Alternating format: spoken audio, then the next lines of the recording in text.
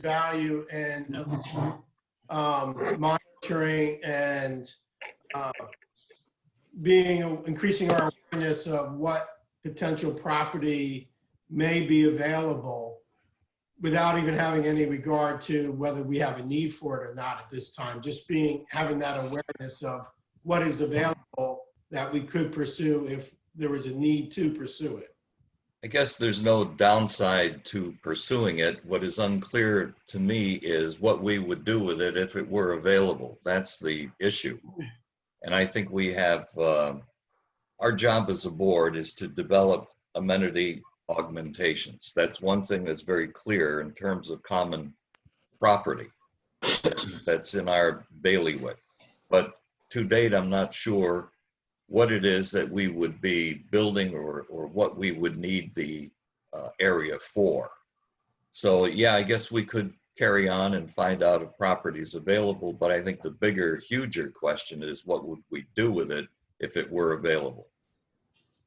Right. Lindia? Well, obviously, it's always a good idea, I think, to keep your eye out to see if there's something contiguous that you could add to your overall land mass, because you can always offer new models. And new models always bring enthusiasm and brings a vibrancy to a community when you can offer that. So I think it's a good idea to always keep an ear out for what's coming up, what might be available, what are the prices. I don't think it hurts to know all that. So. Okay. What about the front entrance and the monuments? Yeah, I don't know what to do with that. Go ahead, chap. I'm at a loss on this one. Okay. It is, it's not something that you could expect from a survey to show up as highly desirous.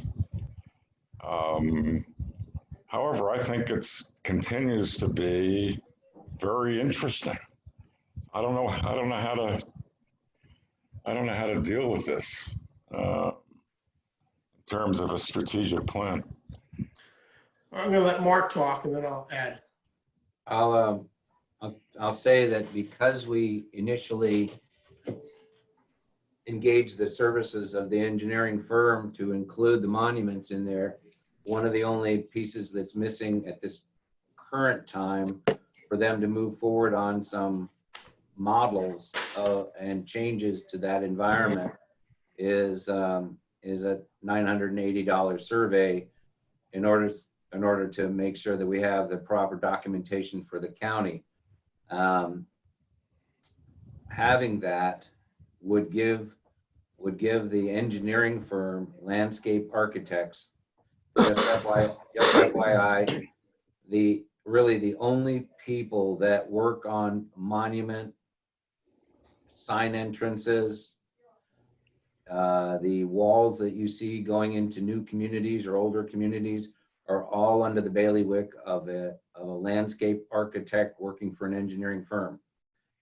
They're the ones that have to submit the plans, details to the county for any changes to those existing monuments. I think that strategically, moving down the road over the next 3 to 5 years, it would probably behoove Sterling Oaks to make sure that their front monuments are updated, whether or not it's cosmetic, whether or not there are some changes to it. You have to understand that we spent quite a bit of money changing the black picket gate that came all the way around the front entrance and made a big impression of how that looked.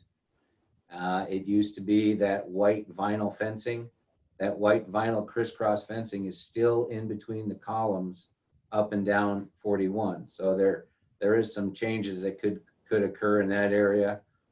I would say strategically, we might want to look at a phased plan over time to be able to modernize and take care of that front entrance along with the vinyl fencing that's hiding in the woods behind all the bushes. Comments to what Marcus said? Yes, Paul. I think, again, as a preface to this whole discussion, I think we have to look at our mission statement, and it suggests that we as a board will do everything we can to enhance property values. I think as you come in as a prospective buyer in this community, curb appeal means quite a bit. I think any realtor would tell you that. We're 25 years old. These are the original monuments. And I would suggest that maybe as part of our landscaping overall plan, we might consider this. So I think that's why we're talking about all of this. So in terms of pickleball or bocce or these monuments, to me, this is probably a higher priority. What's a higher priority? The Front monument? entrance. Yes, the visual appeal as you look at this community for the first time.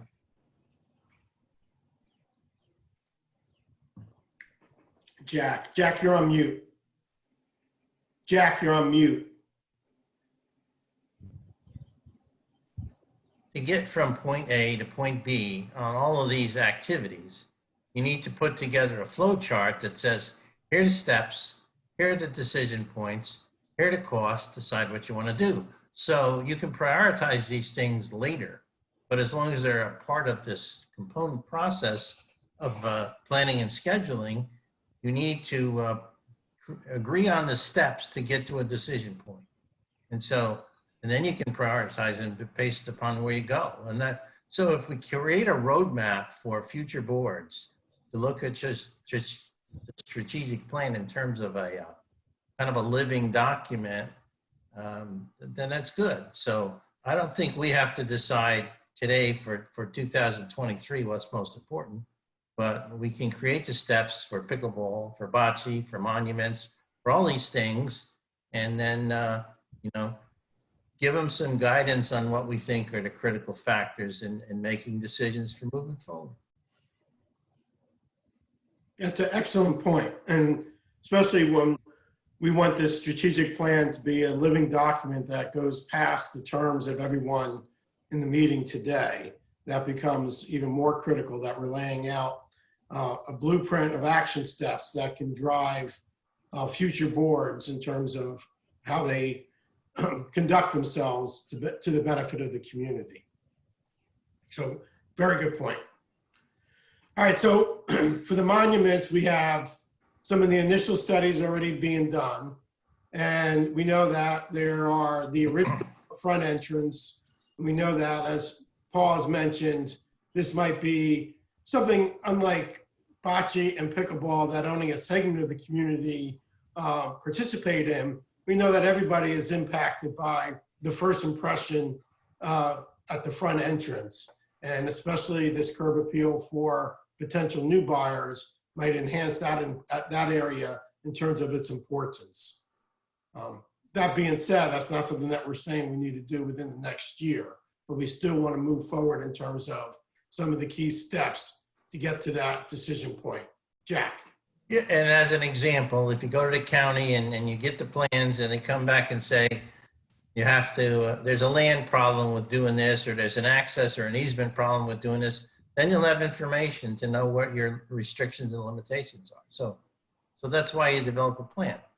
Now, Mark, have you gotten to that point with gathering county assessment? Not on the front monuments as it relates to the right of way on US 41. That's the step that we are waiting on. At that point in time when discretionary spending was ceased, I had the proposal for surveying that front area so that the engineering group could approach at least the county and ask them about the changes and how the right of way impacts anything there. And that's only because, I guess, because they want to make sure that there's setbacks and that they're away from the road. If there's any future changes to US 41, that there is enough space and right of way for the property to abut it. Good point. Yes, Chad. I think it's pretty clear that what we've concluded here is that I'll use the word exploration. I'm tired of using that word, but the exploration of changes and modernization to our monuments is a significant step we should be looking at, and it deserves inclusion in a strategic plan. Now, what that means is, for this stage of our discussion, that's what we've concluded. As we get into action steps, which we're not doing today, we'll figure out how we pursue it. I mean, maybe the first action step is to spend $1,000 to do what Mark thinks we need to do to begin examining this. So, I mean, the important thing here is we've concluded that the entrance to Sterling Oaks, from a strategic standpoint, needs attention. It needs examination. It needs to be looked at. I'll be really quick. Okay, All right, so 1 second. there's things that Mark has already had done in place, and there's some additional things that we just have to decide when to give Mark the green light to go forward with the engineering survey as part of the data gathering process. Exactly. Look at landscape architects to come up with some design ideas, but that might be a year or more away. But that would be part of the flow process of the steps necessary. Exactly. Let's turn our attention to the lawn, the green space. Is there any thoughts on how to better capitalize on that green space? Now, comments from the community are all over the place. Some people value that it's a green space and want to just remain as is, a nice lawn. Others want to be able to utilize it more with outdoor dining or cornhole, or in addition to a fire pit, or other ideas and suggestions. So what are your thoughts on the lawn area? Paul? I think we should wait and see. We have a shade structure going up in the patio area. One of the things they suggest here is a larger shaded covered structure. I'm not sure where they're suggesting that go, but one will come in very shortly. They're talking about outdoor meeting spaces, cornholes, fire pit. If the cabana were to come to fruition, I would think the fire pit would be part of that whole experience, and maybe the meeting space also, but we don't know where that's going at this point. To me, and I think you made the point that a lot of people just like the green space. So I don't know quite where we're going with that. I know personally, I don't have a high priority to do anything with that at this particular stage. But I don't know how the rest of you feel. But to me, this is a little confusing because we've got two big things going on. The patio area is being developed. If the cabana plans go forward, I would think that area would be included. But we don't know about that yet. So I'm a little confused as to what we do with the green space. My gut feeling is to do nothing. Okay, Lanny and then Lindia. I think long-term, again, not next year or the year after, I think that long-term we'll be using that space for an outdoor bar and grill. No matter how much additional seating we have over at the cabana, if they can't cook downstairs, we're going to be stuck with food running up and down stairs, which leads to much slower service and doesn't give that 56% of the respondents what they want. So I think that will be taken up when that plan gets developed, but not right now. I guess that's my point too. Yeah, I'm going to go to Lindia and then to you, Chap. One of the things the landscaping committee one of the areas that we've been aware of is keeping a lot of green space throughout the community. When you're out walking through the sidewalks, you'll notice that we don't fill all the islands top to bottom with plants. We try to keep a lot of green space so that you can enjoy that as you walk through our community. And that little bit up there has got a lot of people vying for it around the clubhouse. So I just want you to know that we are very much aware of keeping green space throughout the community. Good. Chat. I think it's really nice to have the luxury of having all that green space right now. And with the possible exception of maybe using some of it, should the outdoor dining bar and grill come to pass, I don't see this as a strategic issue. I'm not in any hurry, and these are it's a community, I don't think, to fill up this green space. Right. Okay. And is that sentiment shared by everybody else, like Mike and Brownie and John? Do you all share that sentiment as well? I certainly have no reason to be doing anything with the green space right now. By the way, one thing strategically, to move back a little bit to the pickleball and the bocce, one thing we haven't thought about, if there is a group of, I don't know, 50, 100 owners who are interested to get the pickleball or the bocce so they can be in the league, well, we do it for tennis. There's no reason we couldn't set up an assessment program for people who use bocce and pickle to pay for the expense of putting it in. If you figure it out, you could have a reasonable, probably maybe $5 or $10 a month. You would probably gain your money back in a few years. So that's strategically, we could think about that. One way to get more bocce and pickleball is that principle of the people that use it have to pay some part of it, just like we do in tennis. Okay. Yeah. So one of the flow of some of the action steps would be, once you determine some of the costs, both installation and operation, is then how do we pay for it? And as you're pointing out, Brownie, some type of nominal fee structure could be one of the options to consider. Yeah. I mean, if I were a bocce player or pickleball, I might be willing to pay $5 or $10 a month so we could have a third court so we could have the league. I mean, I don't happen to do that, but I know leagues are important. People like to participate in them. Go ahead, Jack. You could always open up pickleball to outside members too and charge a fee like they do in the community parks in Collier County. So yeah, that's what I'm saying, right? Yeah. No, I don't disagree with you. John, were you going to add something?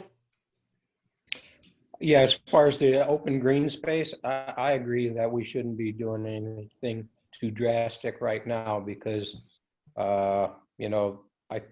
with Terry pushing the tiki bar, at some point down the line, some of that space back there is going to be required if that ever gets passed.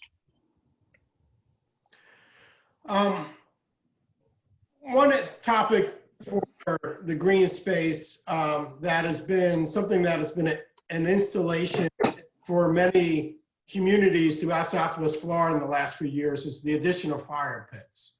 Has there been any discussion of the value and interest in adding a fire pit somewhere? Go ahead, Mark.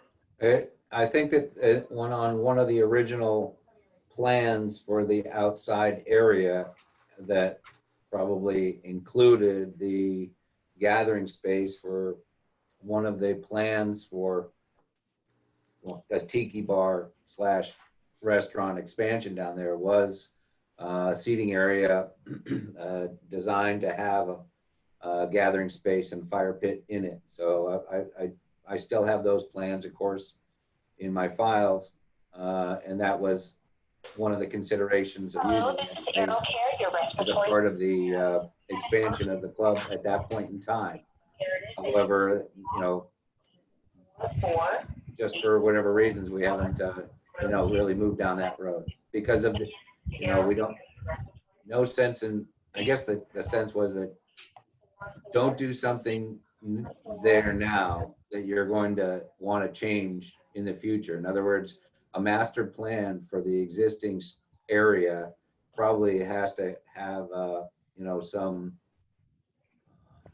concrete approval by the membership as a whole, so that moving forward, they all understand this is what the plans might be for that existing area, rather than successive boards saying that it should be a park, then it should be a pavered patio, then it should be a covered tiki, you know, going back and forth. I think we need to have that master plan available for everybody, and then have it decided on in the future. And if there's going to be a tiki, then if everybody wants it, then they at least have an idea of what that whole space is going to look like from a master plan standpoint, rather than from a piecemeal standpoint.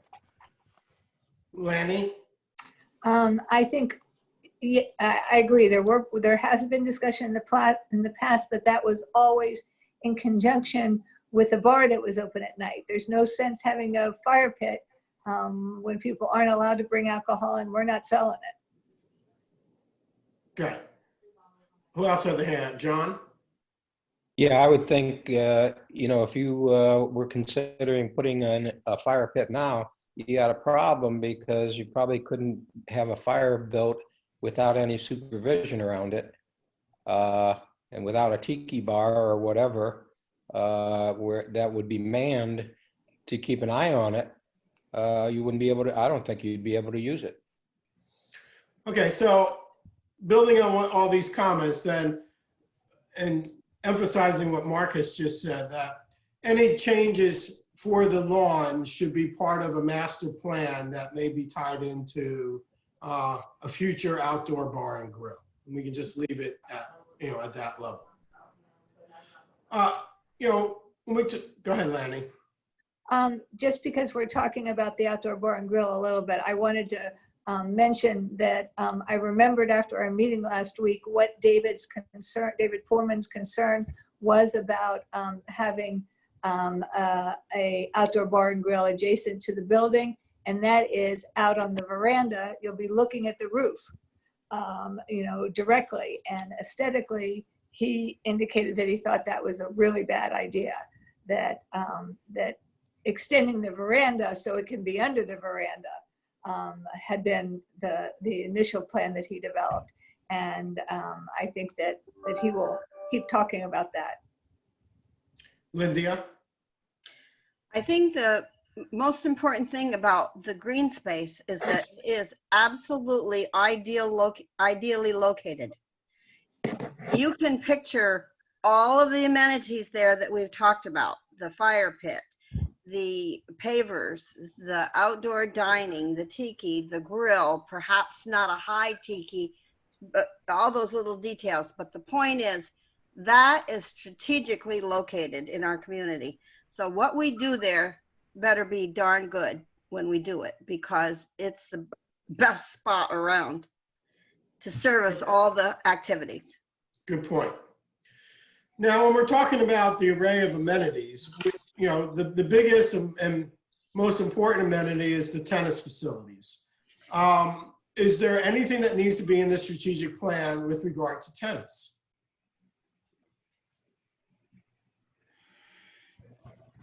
Lanny?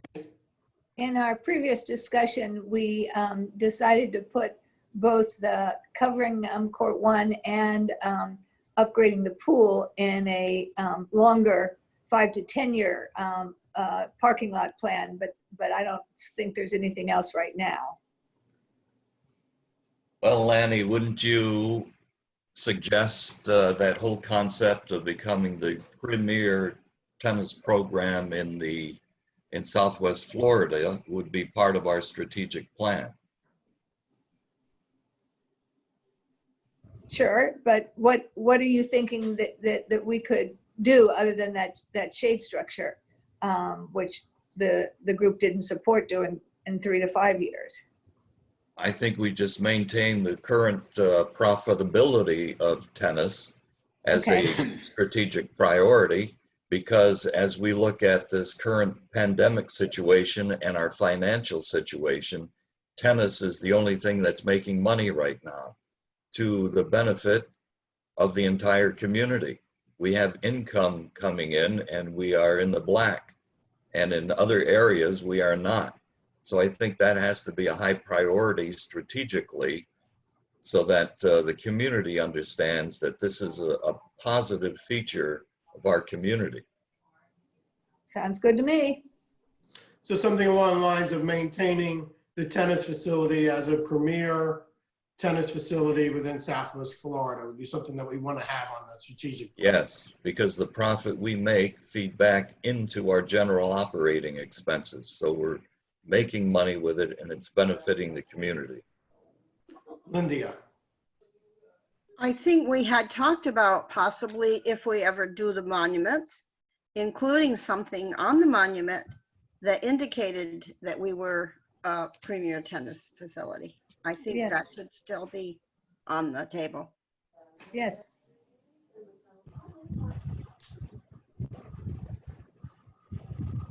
very good.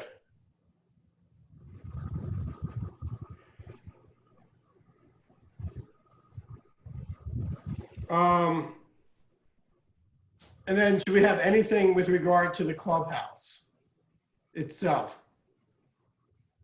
Besides maintaining the facility?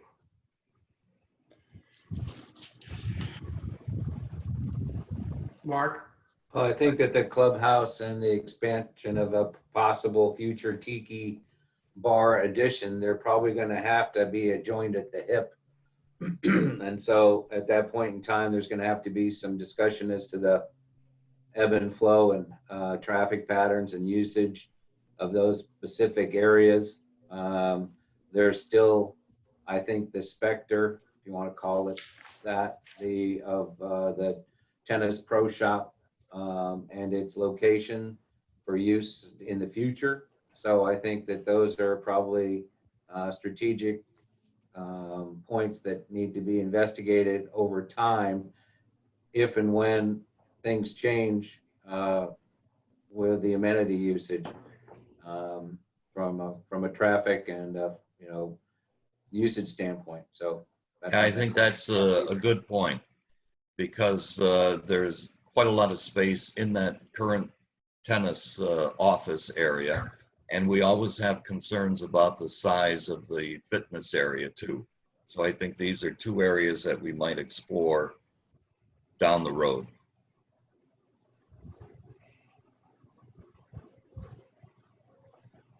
Is there any strategic issues in terms of greater utilization of the clubhouse, more availability of it in the evenings? We're going to be talking about dining, of course, in a moment, but just in terms of meeting space or making it accessible for a greater period of time?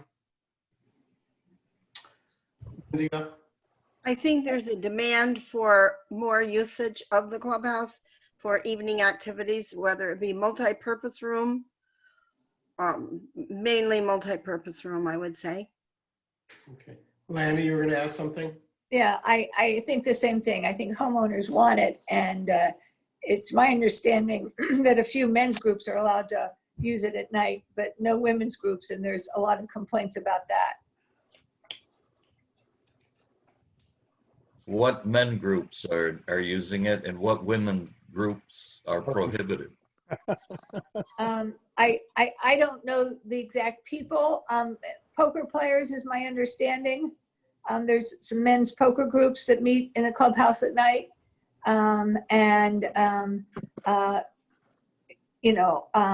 There's no specific activity because they've been told no. That's not right. Women. Yeah, I understand there was a women's poker group that was forming. Absolutely. The women were playing on Monday nights with us. They couldn't get enough players and they disbanded. Okay.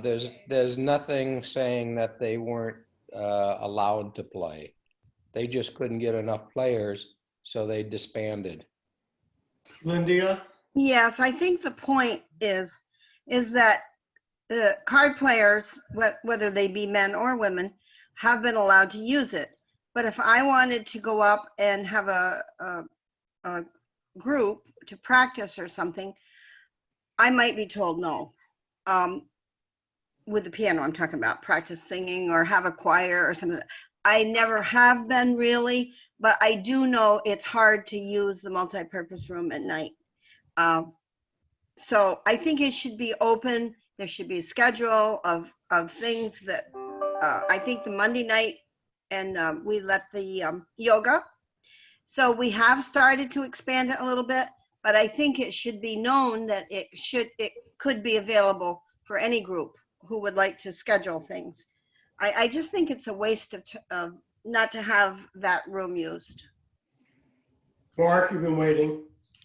I just think that there has to be some understanding that the space is available. And of course, I think that, you know, from a staff standpoint, we want to make sure that it's available, clean, ready for use for any group that wishes to, you know, use it. Yes, the men's and ladies poker groups utilize the clubhouse at various times.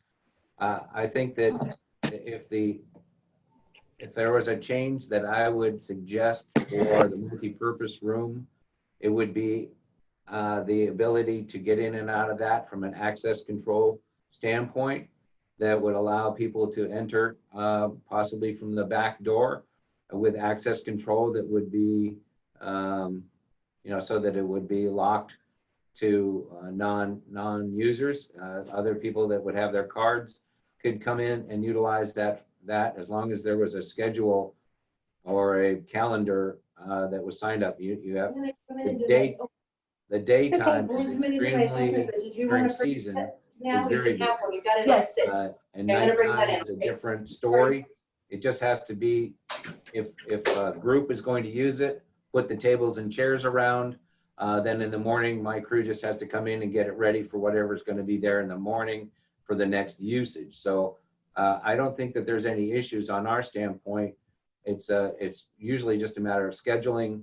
And then also we can't, sometimes if we're having usage of parties, different events, items like that, especially during season when the demand is high, the use space is just, you know, we actually have a very small clubhouse with 80 seats upstairs and 40 seats downstairs, you know, so when you have 1,500 people on property and there's a group that wants to use it various times for various needs, even if they're 20 at a time, the scheduling has to be pretty tight. And that's just, you know, a matter of trying to make sure that we can appease as many people as possible and still keep, I guess, the logistics in place from a cleaning, usage, you know, put things together and make sure things are ready to go for the next day.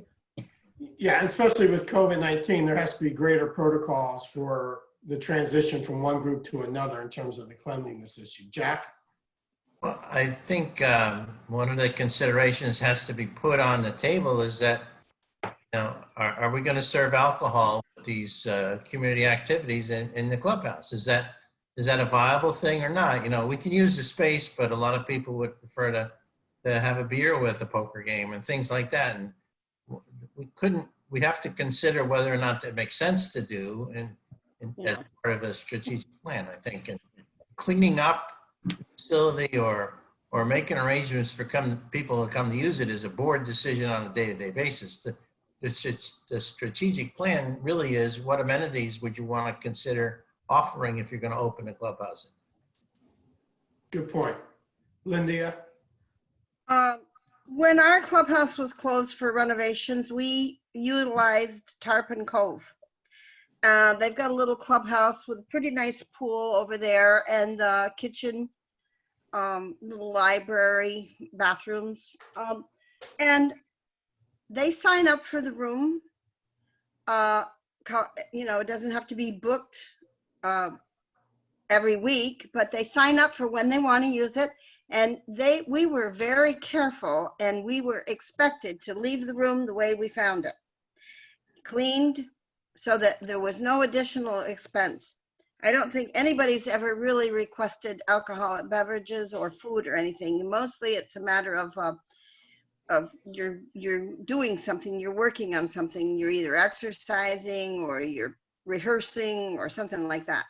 So I think that we have got to be taught here at Sterling Oaks to pick up after ourselves and not leave the room a mess and put the tables back. And I've seen, and I know, I'm sure I'm as bad as the next person after I've had a rehearsal, but I think it's because I haven't had to.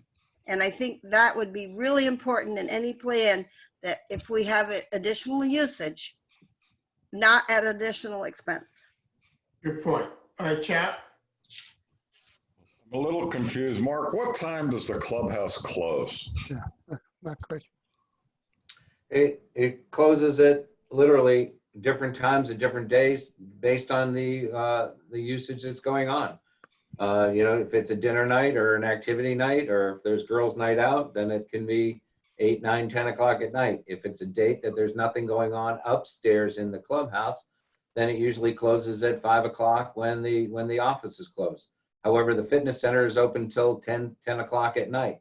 So the fitness center and the multipurpose room are actually both available until 10 o'clock at night. And the other thing I was just thinking about, that if the fitness and activities room are still available, the people using the activity room are still going to have to use the locker room. So probably that whole area is open to everybody till 10 o'clock at night. So the upstairs, the guys that want to play cards upstairs, what they do is they come in, they get a key from the gatehouse, they walk in, they sit around a table. When they leave, everything goes back into space. And they don't ask, there's no food and beverage operations necessary for that. They've denied that. I can only tell you from a food and beverage operational standpoint, even on girls' nights out, when we have 30 or 40 women, we provide a bartender in case they'd like a glass of wine or they'd like to have some, whatever service availability. The cost is directly the cost of the labor. There really is no income per se, unless it's structured as a cost event where they're going to be paying specifically for something at that point in time. Well, Mark, We're gonna go to Lindy and then chat. Yes, for all intents and purposes, the multi-purpose room for over 6 months or more closes at 4 o'clock, and you can't get in there unless you go get a key or do one of those things. So there are a lot of people here that maybe are brave enough to go up and ask for the key to do things, but the majority of people just know that it's closed at 4 o'clock. Now, in season, it closes at 5. So really, it's there, but we haven't really been able to use it as much as it should be utilized. Which room are you talking about, Linda? Multi-purpose. It's open as long as the fitness room is open. The multi-purpose room is open. No, they've been locking the door as of all the years past. That door would be locked. You could not get in to the multi-purpose from the fitness. We had to get the key to come in. Well, Or we had to be there. We had to be there rehearsing, and then they told us shut off the lights when you leave and leave the back door because that is locked. Well, Whatever the current reality is, I think we can definitely have an item that talks about coming up with a process and protocol, whether that is having some type of access control being added, but some processing putting in place for greater utilization of the multi-purpose room in the evenings. Yeah. That can be an action item. Some of the details we can work out as we go forward. Yeah, I think that's important because it is part and parcel to the fitness room. We found that even during renovation, prior to that, and even now after, the people who are in the fitness room, if the multi-purpose room is open, they use the multi-purpose room for exercising. And you can see that by the feet marks on the wall and the other things that they've done to utilize that room as an exercise facility. So I think that that probably one of the reasons why it was closing down at night, if it wasn't specifically asked to be open, was just so that the number of people that have access to the fitness facility, which includes children, other unsupervised individuals, don't have access to the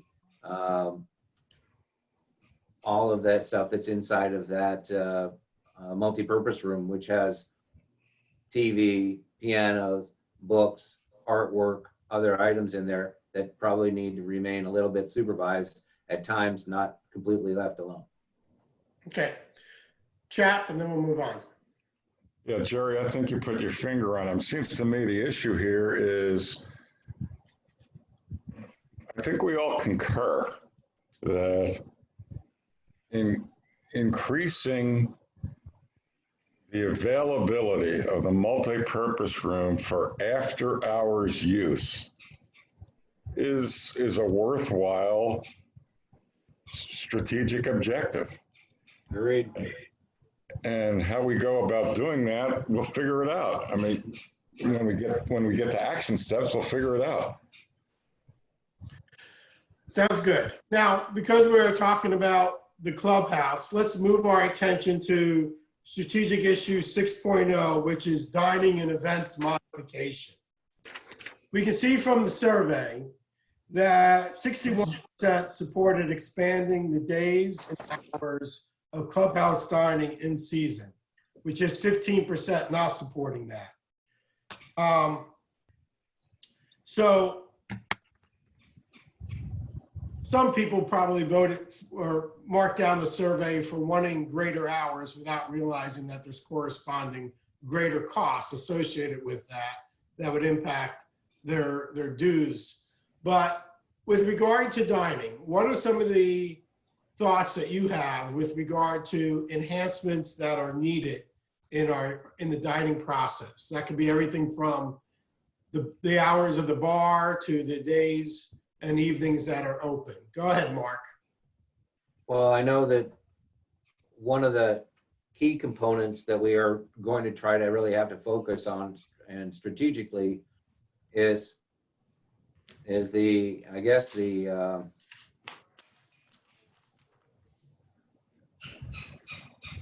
how people view the food and beverage operation as a resident. I think that Terry's, I guess if you want to call it his idea about how casual dining is important is a strategic initiative that we need to embrace to try to figure out whether or not, if we do open up and have casual dining and we allow that to have greater availability to that, is the community, even though they say that they're going to, are they going to support casual dining in its initiative? I think that there's, if you've talked to, and we can do this, we can benchmark the other communities, and I think we've talked about this, that have enhanced their casual dining experience, like whether or not that's Stonebridge, Highland Woods, Naples Lakes, all of the other communities, albeit they are golf bundled communities, but they do have food and beverage operations. Each one of those that has moved into and morphed into an outdoor casual dining environment during the season have seen exponential growth in the use of that facility, which has created exponential growth in costs and labor usage simply because of its availability.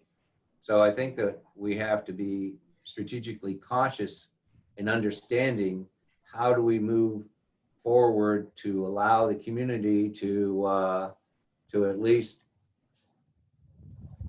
look at it, find out about it, whether or not they want to embrace it or not. And if they do, we have to have a full understanding of what the impacts are going to be, not only from building it to begin with, but to manning and staffing it at the end of it. So I think I'm going to go to Jack and then Mike, but before I do, I just want to clarify. When you're saying casual dining, are you talking about dining at the cabana? I think it's both. I think interior and exterior. Casual dining experience is something that is one of the largest, I guess you want to call it needs and wants of the dining population here across Southwest Florida. I don't think that there's a restaurant that doesn't, embrace that type of motif. However, it comes with a whole laundry list of caveats and points that people really have to truly understand if you're, how you're managing that operation from a cost standpoint. It really is important for everybody to truly understand that because you build something in a community that is an encapsulated group of individuals, that you have to understand the dynamics and the actual costs surrounding it when you go forward with it. And I think strategically, those have to be mapped out and have everybody understand exactly what's going to occur at that point in time. Just because we're going to put in a bar and grill, or we're going to open up the upstairs for hamburgers and shakes and beers at night with the TVs on, doesn't mean that we're going to be making money hand over fist as a restaurant, because it's not. It's an amenity usage that has to be staffed regardless if the people are coming or going or not. So I think there just has to be some understanding about that. Thank you. All right, we're going to go to Jack and then Mike. So that's why you need an economic model, okay? You have experience with these other communities that they can share. We can look at what it costs to do these things, and we can make a decision. So, I mean, it's part of a strategic plan. That's the data you need to use to decide where you go and how you go there. Mike? I was looking for a definition, so that I think we've covered it at this point, you know, of casual dining, so that we're all on the same page. Yes. Or out or indoor. I don't think it matters. If there's a difference, then we need to know in a cost table that it makes a difference if it's outdoor or indoor. But right now, I don't think it matters. All I hear is it's going to cost more. Well, that's fine. Let's figure it out. Paul? I think we have to sort out, are we talking about the current clubhouse and the current cabana, or are we talking about a new outdoor bar and grill issue? And I think that's an important thing here, but I think beyond that, I think we need to interject a survey with the community. Once we sort out what we're talking about, we need to explain that to the community and come out with some sort of survey to make sure that they understand one or two options here, or maybe three options, I don't know. But I think we have to go back to the community and build that into our strategic plan. It's not that the board is going to decide to do this. I think we need some very specific feedback from the community, because as Mark is suggesting, the more we do, the more we lose. And there's no question, as we expand this concept, we are going to lose a lot of money, depending on how much or how far we go. Now, it may be that 56% of the community are willing to do this. And if they are, we certainly will embrace the concept. But I think we need to spell out specifically what we're talking about. Chap and then Lindia. I think strategic issue 7.0 is supposed to deal with the current facility, the current clubhouse, the current dining room offerings, the current dining room offering hours. What kind of dining options would they like to see? The other issue is separate, the outdoor dining facility. So I don't think so. Well, I do. I will agree with Chap in that. I think the question on, in terms of days and hours, it was really specific to clubhouse dining in season. So if you look at that first bullet point on the discussion points, percent supported expanding the days and hours of clubhouse dining in season. And then some of the questions, how they were rated in terms of satisfaction as a group, being rated 3.39, which was the lowest rating of all the different categories, was really focusing more on satisfaction with clubhouse dining. Now, when we're talking about enhancements to dining overall, I think they are entangled. I think we're talking about serving meals at the cabana along with changes within the clubhouse itself. So as Mark and Paul have pointed out, it's hard to entirely separate them, because if we expand, just not even thinking about the outdoor bar and grill, but expand hours out at the cabana, that may be addressing some of the interests that residents have in terms of more accessibility to dining. Well, that makes, you know, Go that ahead. makes sense. I mean, seems to me 7.0 deals with better and more utilization of what we have, whether that be the clubhouse dining or the cabana dining. That's what we have. Right, So I think that's the issue here. right. They wanted to have more availability to dining, given the current amenities of the cabana and the clubhouse. I'm gonna go to Lindia because she's been waiting. Okay.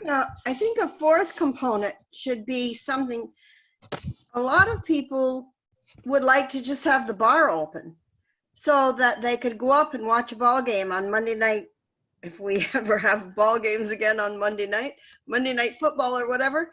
It wasn't even just dining, it was having that bar open so that they had a gathering place, whether it be, you know, the current one or at the clubhouse. You got a nice bar there now. If you got enough TVs, it's be a nice place, and we make money on alcohol. Paul? Well, I think we should speak in plain English here. And I think what we're talking about is how do we feel about the subsidy in this community? And is it acceptable? Does it need to expand? Or should we begin discussion about a minimum? Because as we head down this road and as we talk about all of these things that will impact the amount of subsidy in food and beverage, and it will suggest maybe a minimum for each resident in the community. So to what extent is the community ready for this? To me, that's what we're talking about here. The more we do, the more we lose. So doesn't matter how pretty the clubhouse is or how much we can deliver in terms of food and beverage, we will lose. So I think the bigger issue here is how much can the community absorb, and how much are they willing to absorb? To me, that's the issue. Good point, Jack. Okay, so one of the things that was suggested to me would be to, the backdrop is that there's a percentage of the community that uses the amenities, and there's another percentage of the community that lives here and doesn't take advantage of anything. So if you're going to have a minimum for anything, then the 70% or so of the community that doesn't use any of the facilities is going to be very upset, and maybe we couldn't even handle the capacity in the dining room for all of these people. But if you had an entertainment tax or an amenity tax or a social tax or a resort fee tax, whatever you call it, so that the people that want to use the amenities will support them. And if you want to give them a minimum, fine. If you just say, well, you can come to events, but if you want to go to the pool party and you're not in the club, then you have to wait and see if it's open. And then you can pay a fee that day for being in the club. So, I mean, there's all the concept around the same circumstance. It's, you know, how do you pay for things you want? And that's, and the people And so pay to for. build on what you've all been saying so far, one of the things that we need to be done, as Jack originally pointed out, was looking at what are some of the economic costs of extending the days and hour of dining without defining it as in the clubhouse or at the cabana. Then we have to do some benchmarking of other communities. And then as Paul pointed out, there's going to be a need to survey back and communicate back to the community in terms of, here are some options that we can do, but here are the costs attached to them. And here are some ways of covering those costs, one of which would be a minimum. And so there, you know, it's a three-pronged process of determining what the cost would be, finding out what is being done elsewhere by benchmarking, and then communicating, here's what it's going to cost, here are some options, are you interested? As 3 key parts of that process. Lanny? Along this line, I'd be interested to know how many drinks do we need to sell to support the bartender's salary? That ought to be pretty easy to figure out, and that would be a helpful number for us to know. Mhm. Agreed. That, it's just, if there's 4 people at the bar and 1 bartender, that's one thing. If there's 10 people at the bar and there's 1 bartender, that's fine. If there's 25 people at the bar and there's 1 bartender, then we need two people. And then so the exponential cost rises to take care of that situation. So I think it's, what we do is we do a baseline about on any given night or any given day, shift, whatever, we look at a baseline cost of what the overhead is for managing that specific entity, whether it's the Cabana bar currently, the upstairs bar currently, the dining room, and et cetera. We have those costs available for staffing needs as it applies to 25 people, 50 people, or larger. So, and Nikki has those benchmarked and understanding, so that when if we have a party, we know that there's going to be 25 or 30 people. She knows that it's going to be 3 staff members plus 1. Or if it's 85 people or 100 people at the pool, she knows that she needs 4 or 5 plus 1 or 2. So I think that we have some real understandings about that, what the benchmark costs are. Now you have to add in, what do you think the revenues are going to be in order to cover that cost?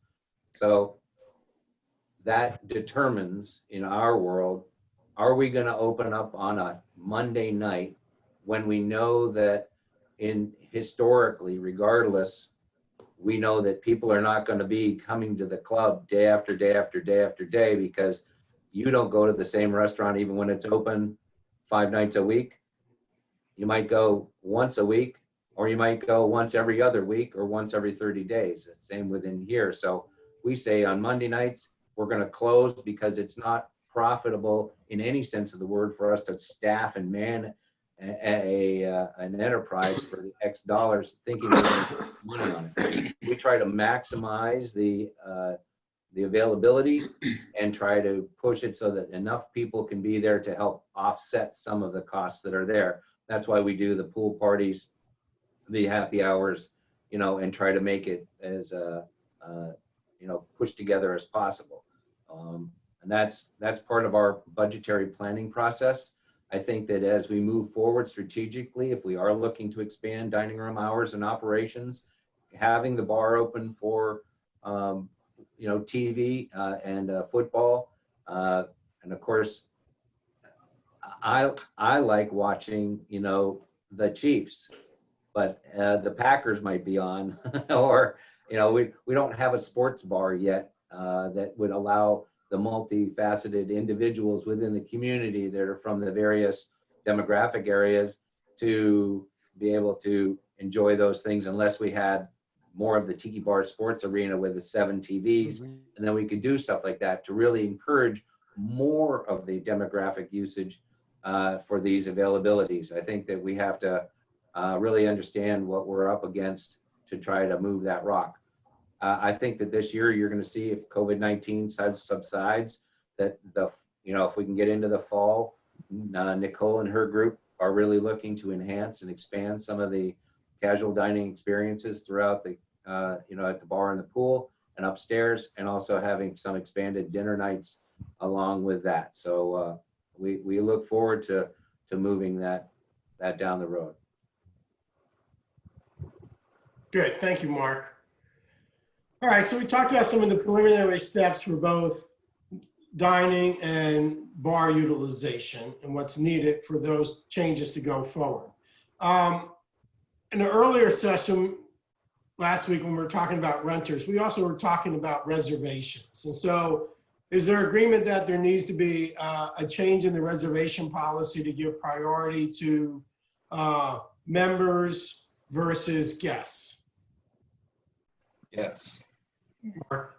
I think during the high season months on very popular events, I don't think that that's a bad thing to do on the days that we know that we're going to, let's just say it was Dueling Guitars or one of the other popular events that we know is going to pack the house.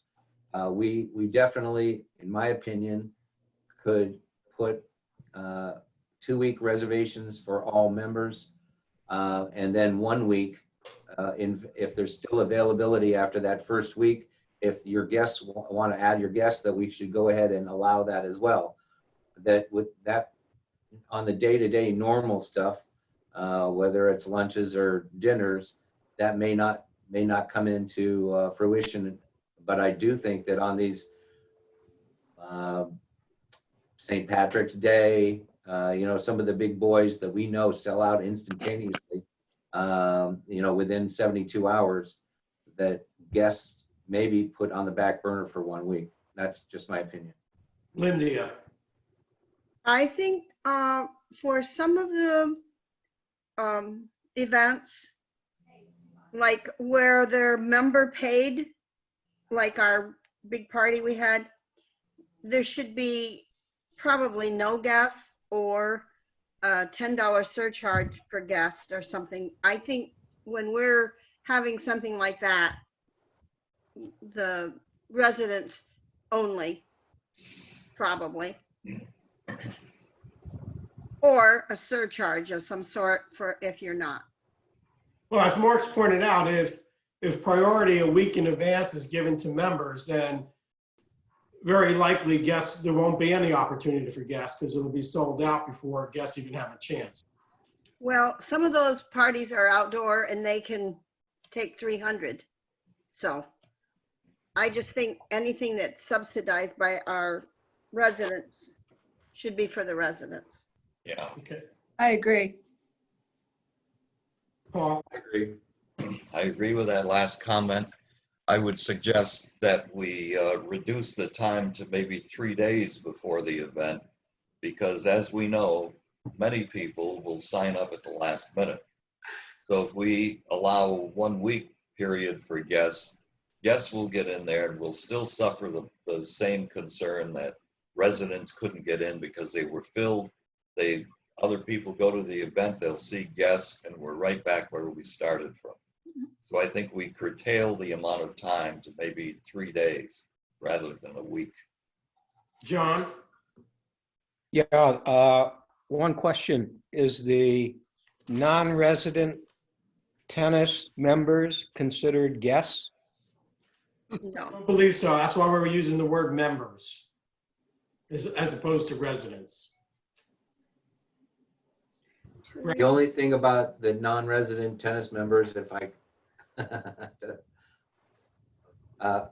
there's not an enormous amount of that large group that utilizes the clubhouse dining. There is a specific group of non-resident tennis members, such as the group from Tarpon Cove, that are very staunch supporters of the clubhouse and its activities.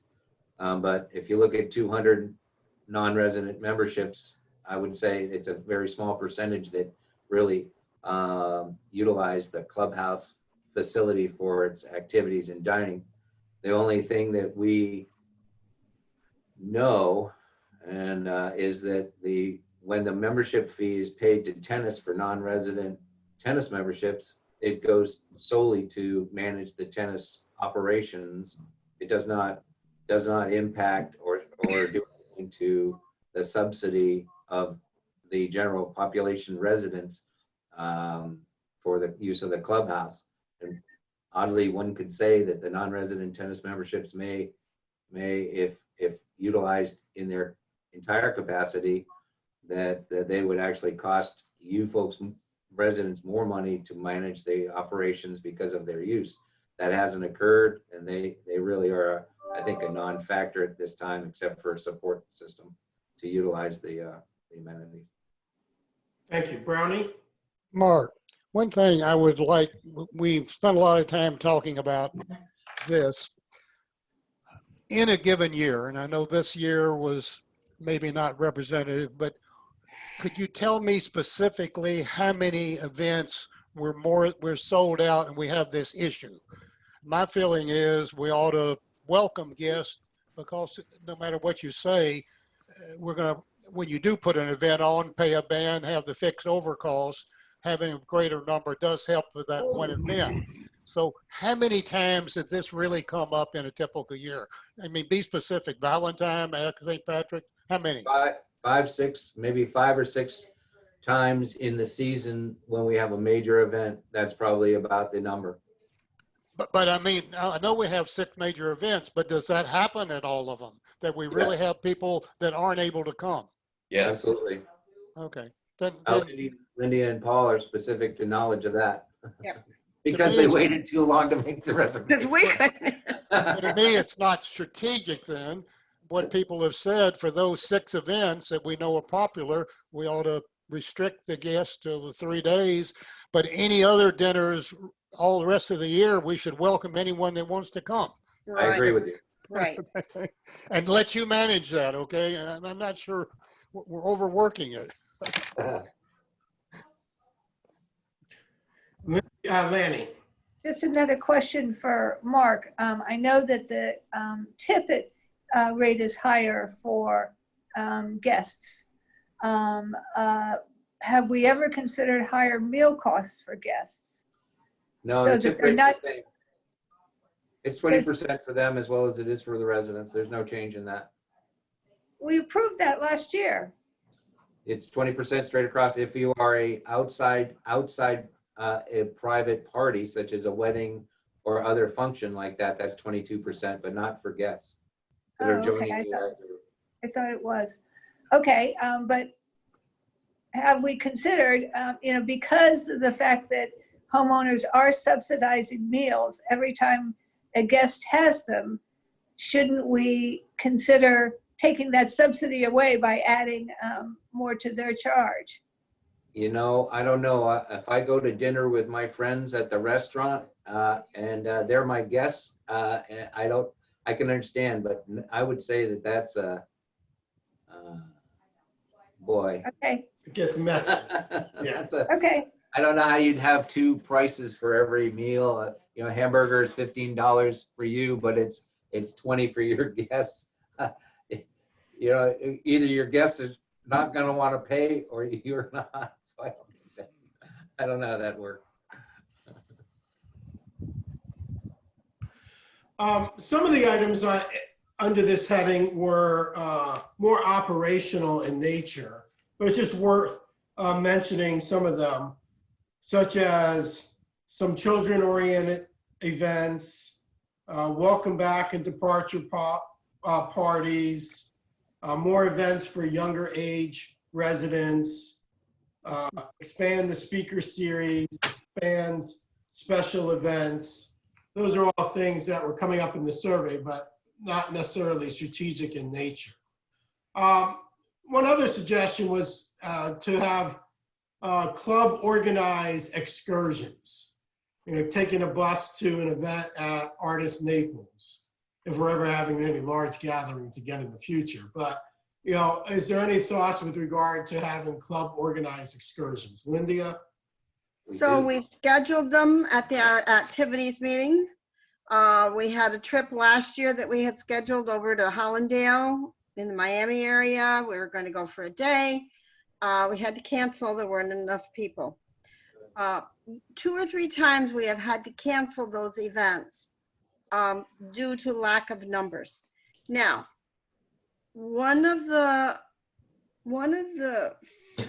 we have had events where we carpooled that work a lot better.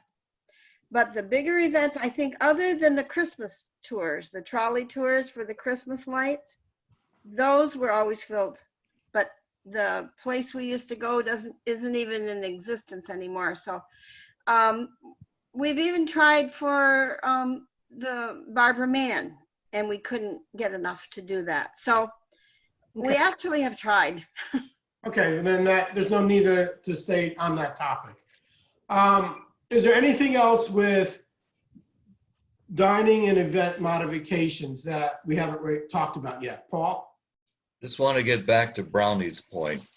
On page 21 of the survey results, the event registration and cabana hours were rated 4th and 5th out of 20-some items, ranking it above the new cabana and other issues that we have. So I think it is very important to the community. I think it is strategic. And we've heard a hue and cry from the community about these particular concerns. So I don't think it's all operational. I do think it's strategic. Much of it is operational that Mark can handle, but I think it is within the purview of this board to deal with it. Okay, so something along the lines of continue to explore greater opportunities for events and activities utilizing the clubhouse Right. dining would be an action item. Is that right, Paul? Yes. Okay. Anything else with dining?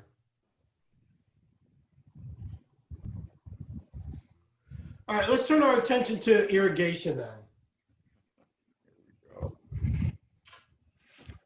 Do we have to? Well, I got a way out of this. Oh, All good. right, let's hear. You can start us off, chap.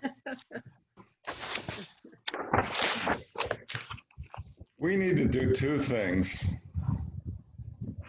One is short-term, and one is when we feel we want to spend the money, okay?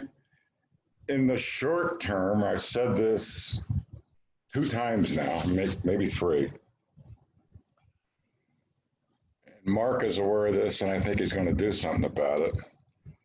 We need to clarify for our residents where the club/Brightviews responsibility ends and where yours starts. If we could get that done, I think we'd make great progress. But that's not a strategic issue, that's a operational issue. What I think we should do from a strategic standpoint is when we get through this uncertain time, both physically and financially with this pandemic, what we need to do is hire an engineering firm to give us the answer on the status of our irrigation system and whether or not it's going to hold up for the next 25 years. And I think that's as far as we should go right now on irrigation. Well, I'd be with you about 3/4 of what you said in terms of doing the engineering study. Who's going to pay for that?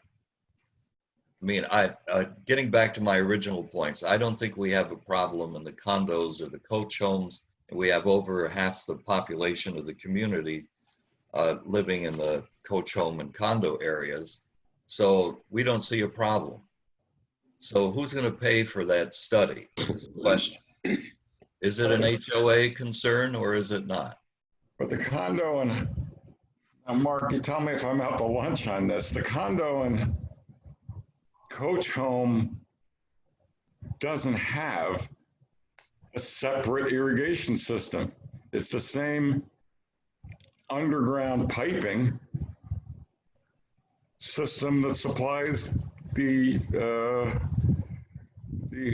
individual homes, isn't that right? Yes. Yes. So the issue is, what's the deal with what's under the ground? I have no idea, and I'm scared about it. And so right now, we know that the maintenance costs are increasing on an annual basis. Yeah, but that's not what I'm concerned about. The maintenance cost has to do with pumps and timers and the inexpensive stuff. What I'm worried about is the expensive stuff. The hundreds of thousands of dollars, if not millions of dollars, that this community has in underground piping. I have no idea the condition of that. I have no idea if it's a ticking time bomb. I don't know. We need to find out. So therefore, Paul, the answer to your question is it's an HOA. It's the HOA's responsibility. Well, I agree with you that we need to define specifically what the problem is and then move down the road on this. I'm not sure. I'm not sure. You're I'm going to not- keep arguing about this. We don't Yes, because I don't believe it's part of a strategic we don't plan, know number what the one. problem is. I don't know if we have a problem. Right. I'm done. That's my way out of this. All right, Lanny's been waiting patiently. I'm not sure we're going to need to hire an outside firm. In speaking with Christopher, he has indicated that it's going to take him a while to learn more about all of our problems. But he's very committed to identifying the problems and proposing fixes. Now, some of those are going to cost homeowners. One of the specific things he pointed out to me is many people have very short pop-up irrigation heads because when they were put in, the landscaping was very short. Now that the landscaping is very big, those are no longer adequate. But over the last 10 years, Leo Jr. didn't address that. And that will be charged to homeowners. So I really have much more of a sense than I did last week that he is really committed to giving us a report of what he's found. The other specific that he told me is that many of the repairs were Band-Aid repairs rather than true repairs. So the Band-Aids break off again. So we'll be having some recommendations there. In terms of what I had been told by Leo with the small pipes, he thinks, Christopher thinks that he may be able to address that issue with just more frequent watering or long-term, etc.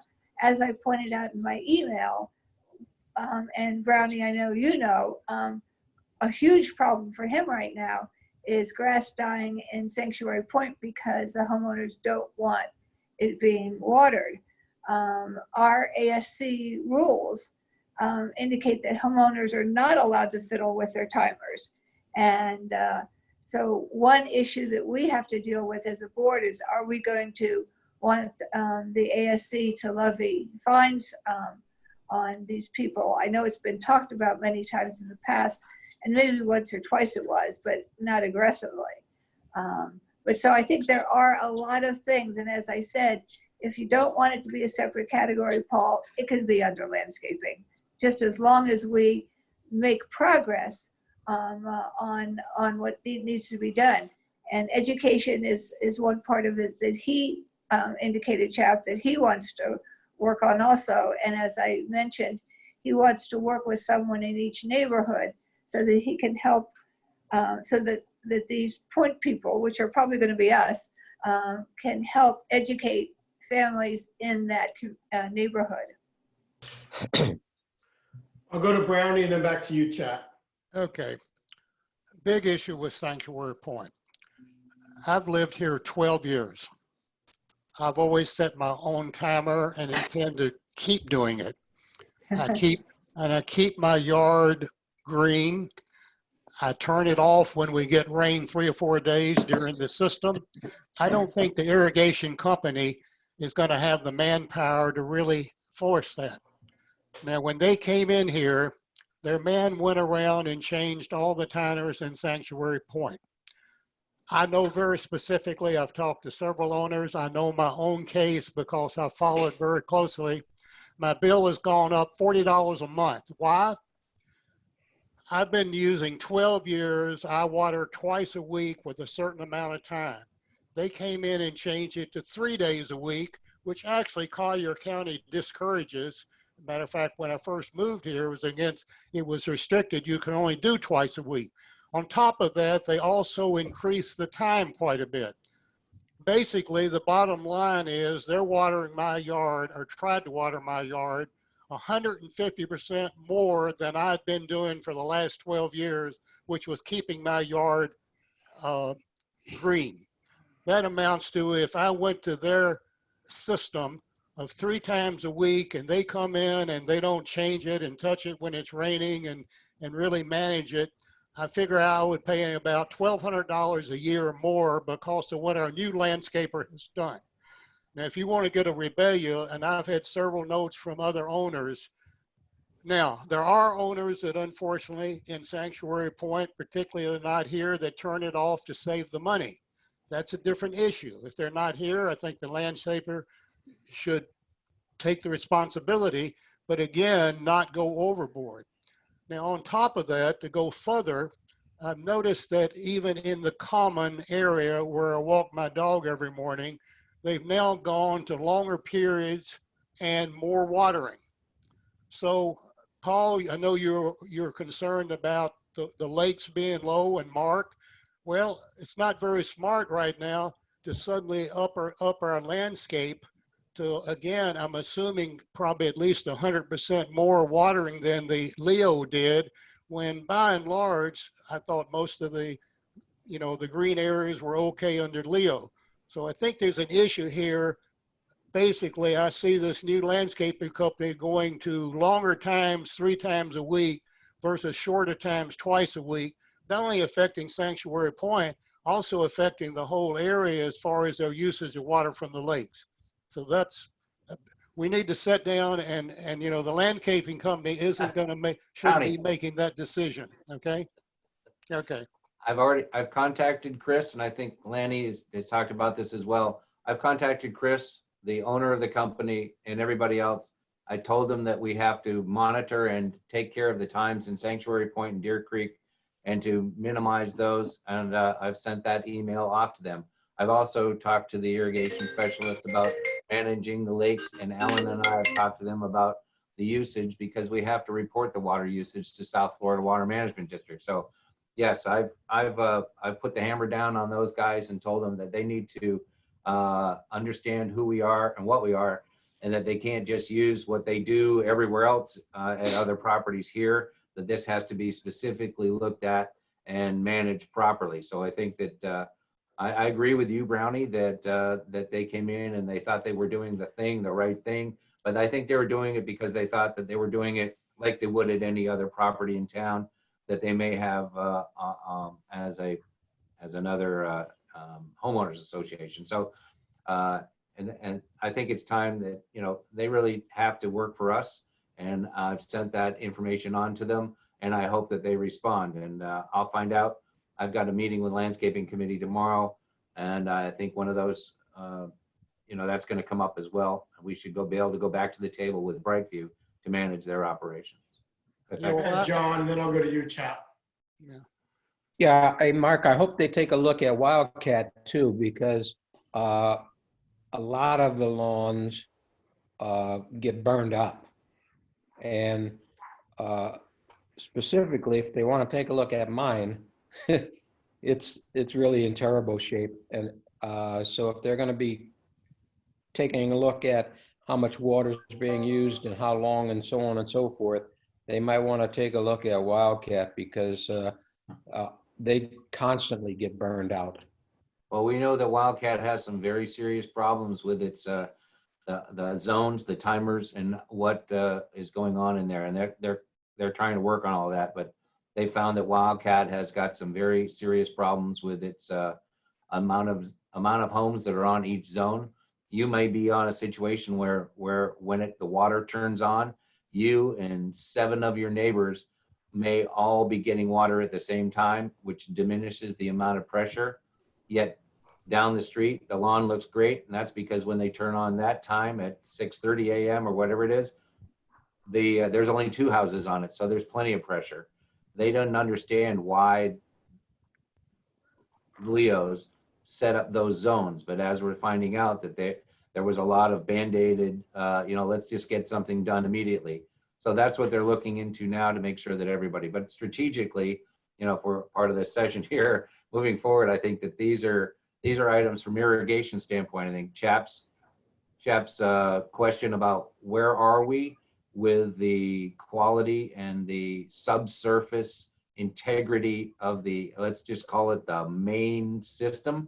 How is that going to be looked at? Is there adequate funding and necessary reserves for the existing pumping stations and their usage?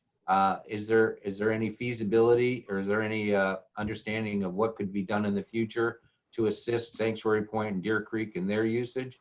I think that there's 4 or 5 or 6 bullet points that definitely need to be part of irrigation as we move forward. I don't want this to turn into Lindy's Fountain or Terry's Tiki or Chap's Pipes, whatever you want to call it. Let me word it this way. If I had a professional tell me your main pipes are in good shape, they're X-inch PVC, they should last another 40 years, I don't have any strategic issue. My issue is I don't know. Right. Right, and so that type of assessment is a strategic issue, and then. Yeah, the rest of this stuff we're talking about here is operational. Right. So given that, we can add 1 or 2 strategic issues for irrigation, but does anybody have any objections to folding that under the heading of the landscaping? Well, I agree with Chap. The real issue is to establish the quality of the main distribution system as it is. Exactly, Brownie. Not to do it, not to change it, but I think it's a fairly high priority area to get that answer. So we know if it is a long-term issue or not. Right. I agree with Chap. Good, and great. Paul and then Jack. I think we have another issue of equal concern, and that's the availability of water. I think that's probably more of an issue than the other. So I think if we do some exploration, we need to explore whether or not wells are a feasible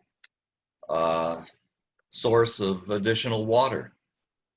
So if Sanctuary is getting big bills, maybe we can offset that. And by the way, talking about offsetting it, because of Lanny's note, I went into the documents. One of the things that's very specific under 10.6, there should be an adjustment or lower cost to Sanctuary Point because you're not providing the water. And specifically in 10.6 provides for where you're just providing an amenity or service to certain lots, you don't charge the other lots. Now that would be a nightmare financially to ever do it, and money might not be all that great, but that's something you should know or be aware of. If we went to a long-term plan where we had to start replacing the system, well then it would have to, Sanctuary Point should not be borne with part of that cost unless it included, if we were going to replace the main system, to go ahead and put in the main system also in the Sanctuary Point and Deer Creek. So go in and read 10.6 in the documents, okay? Bye-bye. Of course, everybody shares the common grounds in terms of the cost for. Yeah, no, but the system goes to the lots also. I'm not talking about the common ground. I'm talking about there is a percentage for Sanctuary Point and Deer Creek that they're not getting a benefit, that specifically where the owner of the lot's not getting the benefit, or putting it another way, those who get the water should pay for the water, not the ones that don't get it. 10.6 in the documents. Okay, it's probably not a lot of money now, but if you start putting in money to redo the system, it becomes a crucial issue to understand that Sanctuary Point should be included. Go ahead, Jack. Well, as said, the question was, does it belong as part of landscaping? I agree it should. So, we're getting in the weeds a lot. Right. So wait, did you say it should not be part of I said landscaping? it should be part of landscaping. Oh, right, yeah, we'll put a couple bullet points under landscaping for this area. All right, any final thoughts for irrigation? Well, problem and put it in landscaping, and I'll be very frank. Landscaping is very visible. I think this came up before. And there are people in the landscape, they're going to want to get the new plants and make things prettier that everybody sees. As Chap pointed out, this is something people don't see. Problem I have in put it in landscaping, it'll become a low priority because we don't see it. I think it should stand alone, at least the issue about getting the evaluation of what we do have. No, and even if it's under the heading of landscaping, in terms of being a priority in the strategic plan, we have the action item when we set the, the timeline for it and who's responsible, it'll become a priority. It won't get lost in the shuffle, even if it's under the landscaping category. Well, we'll see. When it comes to landscaping, they're very emotional. And you can see the plants, you can see the, but you can't see the pipes, okay? Right, and the ownership of the issue might not be with the landscaping committee. It might be with the board of directors. Cynthia. Yes, I find it interesting, and I think it should be explored a little bit, why we have the original pipes here in the condos and coach homes, just like you do in the homes. We haven't had the problems, to my knowledge. Maybe Mark can enlighten me if we do, but we haven't had those problems. And I think Lanny found out from Brightview that a lot of the problems have been caused because people keep adding more to their homes. They're adding more landscaping, they're adding more heads, they're adding more this and that. So I just, if that's, how do you find out what the problem is if you don't find, get an expert's opinion? We haven't had the major problems with our water, with our irrigation in the condos and coach homes. Why is that? Good. I think the strategic issue is, will that remain good for the next 10 years or more? Since we're talking about a system that's 25 years old. Right, but why? The strategic assessment that needs to be made.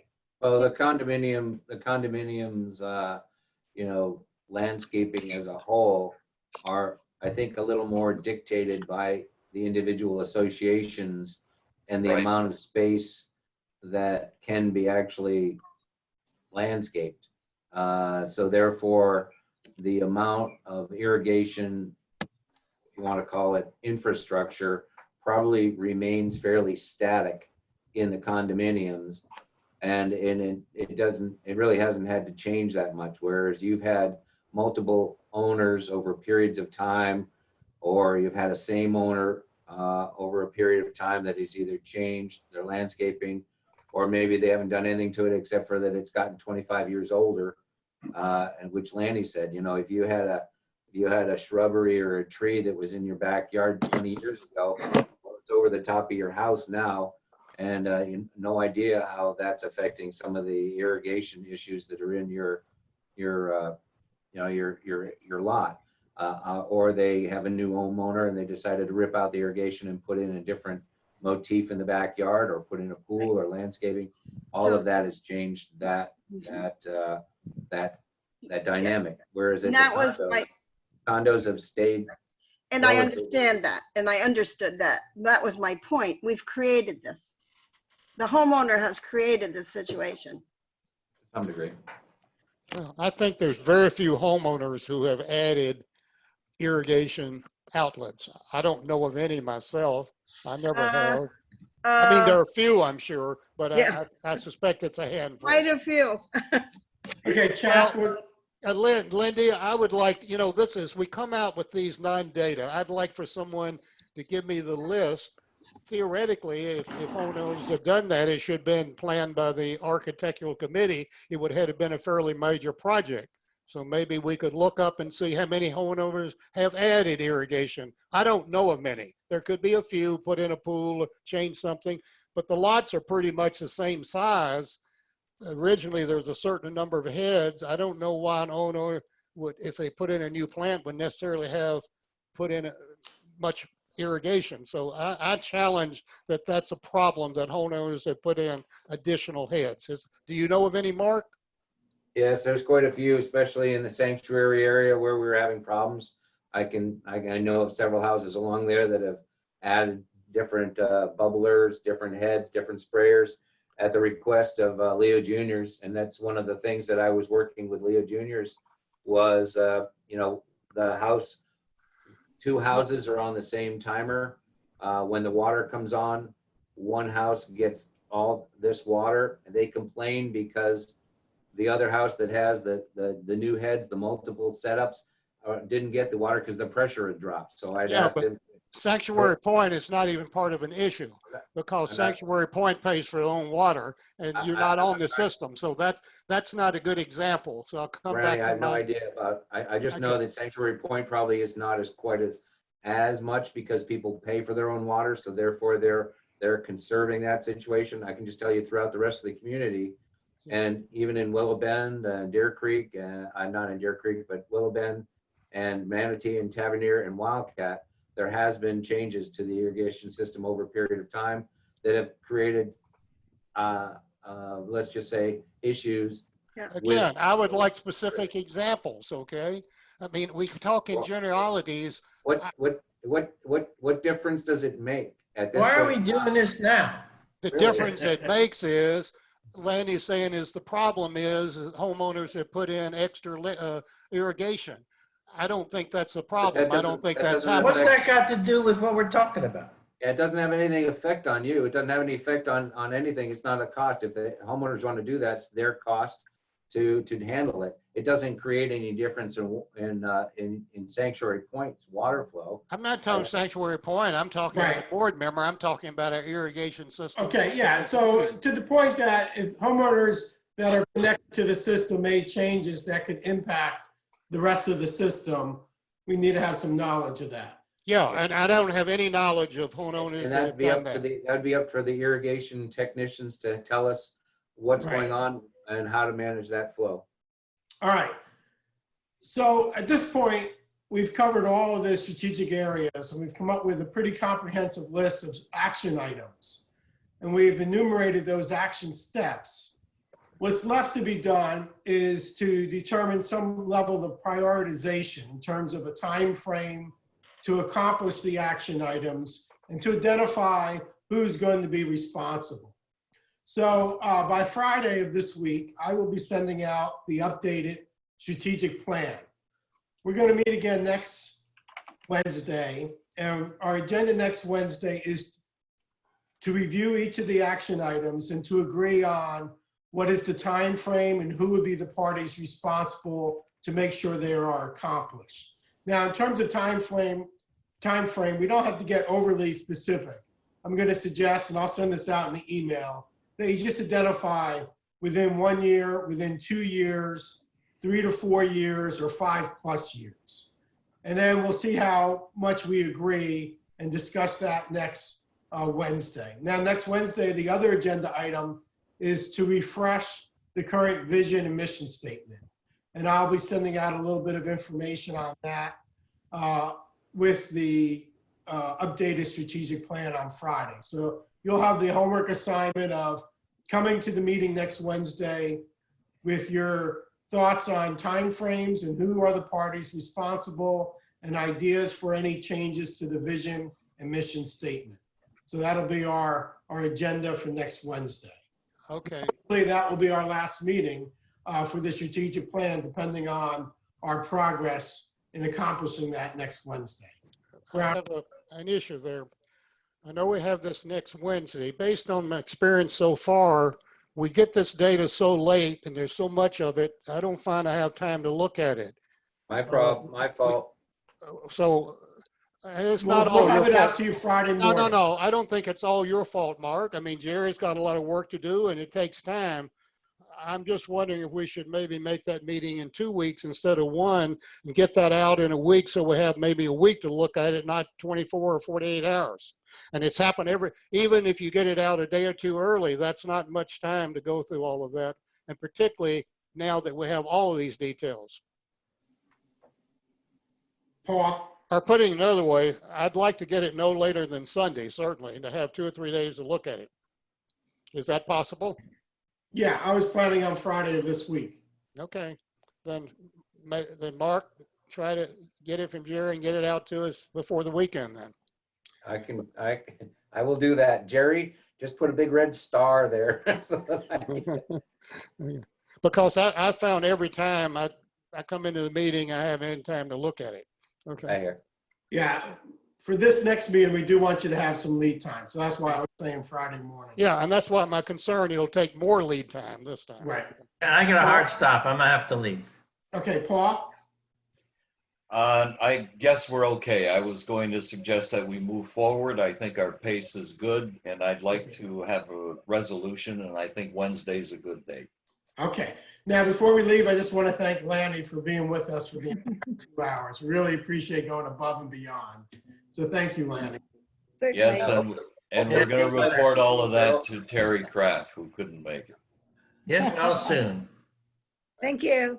All right, I'll see you all next Wednesday, and I'll communicate with you soon.